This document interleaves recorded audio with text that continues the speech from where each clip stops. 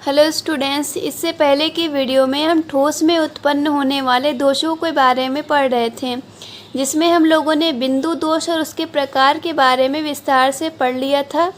जालक दोष के बारे में भी हमने शुरुआत में ही रेखीय दोष और समतलीय दोष की एक एक लाइन की डेफिनेशन देख ली थी। और इस वीडियो में हम अशुद्धियों के कारण उत्पन्न होने वाले दोषों के बारे में पढ़ेंगे। अशुद्धियों के कारण उत्पन्न होने वाले दोष को अशुद्धता दोष भी कहा जाता है। तो सबसे पहले हम ये देखेंगे कि अशुद्धता दोष किस प्रकार उत्पन्न होता है। तो यदि हम एक शुद्ध क्रिस्टल लेते हैं और उस क्रिस्टल में हम कोई बाह्य पदार्थ मिलाते हैं जिसको हम अशुद्धियाँ कहते हैं, तो बाह्य पदार्थ मिलाने पे जो क्रिस्टल में दोष उत्पन्न होता है उसे हम कहते हैं अशुद्धियों के कारण उत्पन्न दोष या अशुद्धता दोष। और शुद्ध क्रिस्टल में कोई बाह्य पदार्थ या अशुद्धियाँ मिलाने की जो क्रिया है उस क्रिया को हम डोपिंग कहते हैं।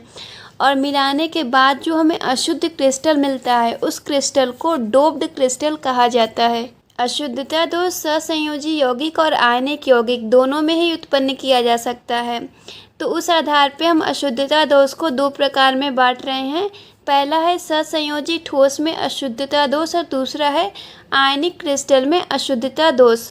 हम यहाँ पे ये भी देख सकते हैं कि जो सहसंयोजी ठोस में उत्पन्न होने वाला अशुद्धता दोष है ये दो प्रकार का होता है। मतलब यहाँ पे हम सहसंयोजी ठोस में दो तरह से अशुद्धता दोष उत्पन्न कर सकते हैं। जब हम एक प्रकार से अशुद्धता दोष उत्पन्न करते हैं तो जो हमें क्रिस्टल मिलता है उस क्रिस्टल को अशुद्ध क्रिस्टल को हम पी टाइप अर्धचालक कहते हैं। और दूसरे प्रकार की अशुद्धता दोष को उत्पन्न करने पे जो क्रिस्टल मिलता है उसको हम एन टाइप अर्धचालक कहते हैं। अब इन दोनों प्रकार के अशुद्धता दोष को हम विस्तार से पढ़ेंगे। तो फर्स्ट है सहसंयोजी ठोस में अशुद्धता दोष। तो इसमें अशुद्धता दोष देखने से पहले हम देखेंगे कि सहसंयोजी ठोस क्या है। तो अगर हम समूह 14 के तत्वों को लेते हैं जैसे कि जर्मेनियम, सिलिका आदि तत्व हैं, तो हम जानते हैं कि जो समूह 14 के तत्व होते हैं उनकी संयोजकताएं 4 होती हैं। तो यानी हम देख सकते हैं कि जर्मेनियम या सिलिका इनकी जो संयोजकता होगी वो 4 होगी। तो एक जर्मेनियम जो होगा उसके बाहरी कोश में 4 इलेक्ट्रॉन होंगे। तो यानी हम देख सकते हैं कि ये 4 सहसंयोजक बंध बना सकता है। तो इस तरीके से 4 सहसंयोजक बंध बना के ये 4 इसकी कक्षा के इलेक्ट्रॉन होंगे और 4 सहसंयोजी बंध से इलेक्ट्रॉन आएंगे। तो इस तरीके से 8 इलेक्ट्रॉन इसके अष्टक में पूरे हो जाएंगे। तो ये जो 4 संयोजकताएं हैं इन संयोजकताओं से ये जर्मेनियम के अगले परमाणु से जुड़ सकता है। इस तरीके से अब इस जर्मेनियम की भी 4 संयोजकता होगी। तो इस तरीके से हम देख रहे हैं सारे जो जर्मेनियम के परमाणु होंगे वह आपस में इस प्रकार से जुड़ के एक जालक का निर्माण करेंगे। सभी जो संयोजकताएं होंगी वह अगले जर्मेनियम परमाणु को जोड़ेगी। तो इस तरीके से हम देख रहे हैं कि जो समूह 14 के तत्व हैं वो आपस में जुड़ के एक जालक का निर्माण कर रहे हैं। तो इस तरीके से जो समूह 14 के तत्व होते हैं उनके परमाणु आपस में जुड़ के सहसंयोजी ठोस का निर्माण करते हैं।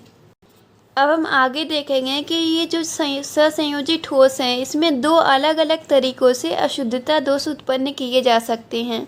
तो यहाँ पे हम सहसंयोजी ठोस में उत्पन्न होने वाले पहले प्रकार के अशुद्धता दोष को देखेंगे। तो अशुद्धता दोष उत्पन्न करने के लिए यहाँ पे हम शुद्ध सहसंयोजी क्रिस्टल में कोई बाह्य पदार्थ या अशुद्धियाँ मिलाते हैं। तो यहाँ पे हम देखते हैं कि जो हमारा शुद्ध सहसंयोजी क्रिस्टल है वो समूह 14 के तत्वों का होना चाहिए। यानी ये जर्मेनियम, सिलिका या फिर कोई और समूह 14 के तत्व का क्रिस्टल हो सकता है। और इसमें हम जो अशुद्धियाँ मिला रहे हैं वो समूह 13 के तत्वों की होनी चाहिए। तो इस प्रकार समूह 13 के तत्वों को समूह 14 के तत्वों के क्रिस्टलीय ठोस में मिलाने पे जो मतलब कि मिलाने की जो क्रिया है उस क्रिया को या उस डोपिंग को हम कहते हैं पी टाइप डोपिंग। और इस प्रकार से जो हमें डोप्ड क्रिस्टल या फिर जो अशुद्ध क्रिस्टल प्राप्त होता है उस क्रिस्टल को हम कहते हैं पी टाइप अर्धचालक। इसे हम एक एग्जाम्पल से अच्छी तरह से समझ सकते हैं। यहाँ पे हमने सिलिका का एक सहसंयोजी क्रिस्टल लिया हुआ है। तो हम देख रहे हैं कि सिलिका की 4 संयोजकताएं हैं। तो ये अपने चारों संयोजकताओं से दूसरे सिलिका परमाणु से जुड़ा रहेगा। तो यहाँ आगे भी इसी तरीके से सिलिका के परमाणु आएंगे और इस तरीके से पूरा एक जालक बनेगा। तो हम पूरे जालक का एक थोड़ा सा अंश लेके बनाए हुए हैं।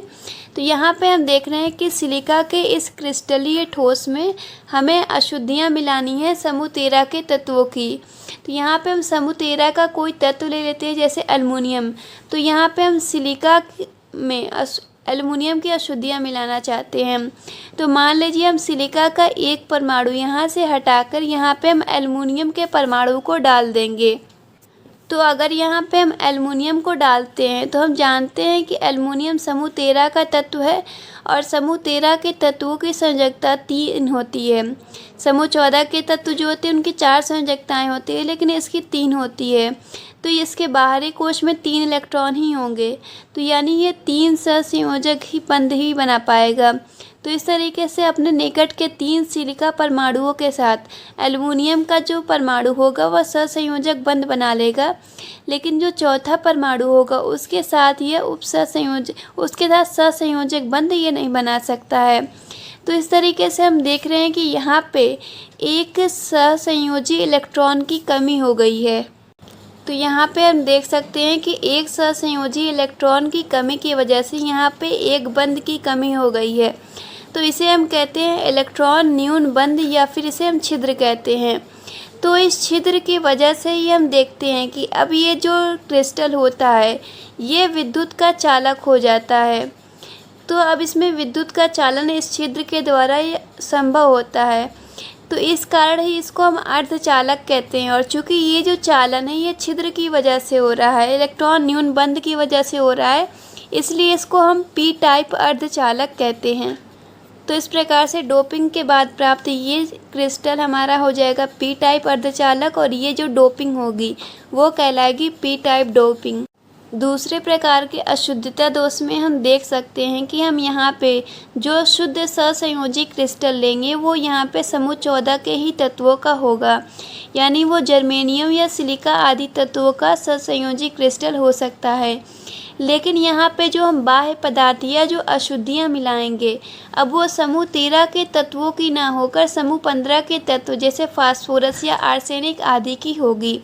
तो यानी हम समूह 15 के तत्वों की डोपिंग समूह 14 के क्रिस्टलीय ठोस में करेंगे, इस प्रकार के अशुद्धता दोष में।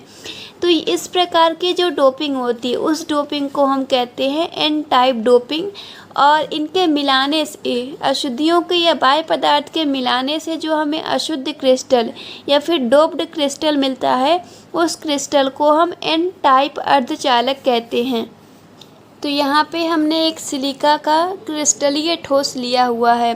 तो यहाँ पे हम देख रहे हैं कि सिलिका चूँकि समूह 14 का तत्व है इसलिए इसकी संयोजकता 4 होगी और एक सिलिका परमाणु जो है वो अन्य 4 सिलिका परमाणु से जुड़ा रहेगा। अब इस समूह 14 के क्रिस्टलीय ठोस में हम समूह 15 के तत्वों की डोपिंग करेंगे। मान लीजिए हम यहाँ पे समूह 15 के तत्व आर्सेनिक की डोपिंग कर रहे हैं, तो उसके लिए हम यहाँ पे सिलिकॉन का एक परमाणु निकाल देंगे, यानी समूह 14 का एक परमाणु निकाल के उसकी जगह हम समूह 15 का एक परमाणु आर्सेनिक डालेंगे। तो हमने यहाँ पे सिलिकॉन को हटाकर उसकी जगह आर्सेनिक डाल दिया, लेकिन चूंकि हम जान रहे हैं कि आर्सेनिक समूह 15 का तत्व है इसलिए इसके बाहरी कोश में 5 इलेक्ट्रॉन होंगे। लेकिन हम देख रहे हैं कि किसके केवल जो 4 इलेक्ट्रॉन हैं वो सहसंयोजी बंध बनाने में भाग ले रहे हैं, यानी यहाँ पे जो 1 इलेक्ट्रॉन है अभी भी वो यहाँ पे फ्री रहेगा। तो यानी हमारे पास एक मुक्त इलेक्ट्रॉन उपस्थित रहेगा। तो यहाँ पे हम देख सकते हैं कि आर्सेनिक की वजह से यहाँ पर एक संयोजकता इलेक्ट्रॉन में वृद्धि हो गई है, यानी हमारे पास एक मुक्त इलेक्ट्रॉन आ गया है और इस मुक्त इलेक्ट्रॉन की वजह से ही ये जो अशुद्ध क्रिस्टल है अब ये विद्युत का चालन कर सकता है। तो इसी कारण इसको हम एन टाइप अर्धचालक कहते हैं और इस प्रकार की जो डोपिंग है उसको हम एन टाइप डोपिंग कहते हैं। तो ये हमने सहसंयोजी ठोस में अशुद्धता दोष देख लिया है। अब अगला हम देखेंगे आयनिक ठोस में अशुद्धता दोष। अगला है आयनिक ठोस में अशुद्धता दोष। तो यहाँ पे हम देख रहे हैं कि हमारे पास एक आयनिक क्रिस्टल होगा और ये एक शुद्ध आयनिक क्रिस्टल होगा। इसमें हम बाहर से कोई अन्य पदार्थ का आयन डालते हैं, यानी अशुद्ध आयन डालते हैं। तो इस प्रकार जो अशुद्धता दोष उत्पन्न होता है उसे हम कहेंगे आयनिक ठोस में अशुद्धता दोष। लेकिन हम ये ध्यान देंगे कि जो अशुद्ध आयनों को हम मिला रहे हैं उसकी ऑक्सीकरण अवस्था ये आयनिक क्रिस्टल के आयनों की तुलना में उच्च होनी चाहिए। तो इसको एग्जाम्पल से हम समझ लेते हैं। जैसे मान लीजिए हमारे पास NaCl का आयनिक क्रिस्टल है और इसमें हम जिस अशुद्धियों को मिला रहे हैं वो है SrCl2 की अशुद्धियां हैं। तो यहाँ पे हम देखें Cl जो है दोनों में Cl- रहेगा, तो इनकी ऑक्सीकरण अवस्था तो सेम है। लेकिन जो Na है, Na यहाँ पे Na+ के रूप में होगा, तो यानी इसकी जो ऑक्सीकरण अवस्था होगी वो +1 होगी। लेकिन अगर हम यहाँ Sr की देखें स्ट्रांशियम की, तो ये +2 अवस्था में है, तो ये Sr2+ है, तो इसकी ऑक्सीकरण अवस्था जो होगी वो +2 हो जाएगी। यानी हम देख रहे हैं कि जो आयनिक क्रिस्टल के आयन हैं उनकी तुलना में जो अशुद्ध आयन हैं उनकी ऑक्सीकरण अवस्था उच्च होगी। तो अगर हम यहाँ पे SrCl2 की अशुद्धियों को NaCl में मिला देंगे तो अशुद्धता दोष उत्पन्न हो जाएगा। और साथ ही साथ हम ये भी देख सकते हैं कि चूँकि अशुद्धता दोष उत्पन्न करने के बाद भी हमें जालक को उदासीन रखना है, इसलिए हम देखेंगे कि हमें जालक में कुछ रिक्त जालक बिंदु भी प्राप्त होंगे, जिसे हम उदाहरण से अच्छी तरह से समझ सकते हैं। उदाहरण के लिए हम देख सकते हैं कि हमने यहाँ पे NaCl का एक आयनिक क्रिस्टल लिया हुआ है और हम यहाँ पे NaCl के आयनिक क्रिस्टल में SrCl2 की अशुद्धियों को मिलाना चाहते हैं। तो हम यहाँ पे देखते हैं जब अशुद्धियों को हम मिलाएंगे तो हम Na+ को हटाकर उसके जगह Sr पे 2+ आयन डाल देंगे। तो अगर हम Na+ को हटाना चाहते हैं तो हम देख रहे हैं कि Na पे 1+ है आयन, 1+ आवेश है और Sr पे जो है 2+ आवेश है। तो चूँकि हमें जालक को उदासीन रखना है, इसलिए अगर हमें 2 धनावेश डालना है जालक में तो उसके लिए हमें 2 धनावेश जालक से निकालना भी पड़ेगा। तो अगर हम एक आयन को निकालेंगे तो हमारे पास केवल एक ही धनावेश बाहर निकल पाएगा। इसके लिए हमें 2 Na+ को जालक से बाहर निकालना पड़ेगा, तब जाके हमारे पास जो देखेंगे कि 2 धनावेश जालक से बाहर निकल चुका है। तो मान लीजिए इसके लिए हम यहाँ से 2 धनावेश को इस पोजीशन से निकाल देते हैं। तो अगर हम 2 धनावेश को निकाल रहे हैं तो अब उसकी जगह हम एक Sr2+ को अंदर डाल सकते हैं।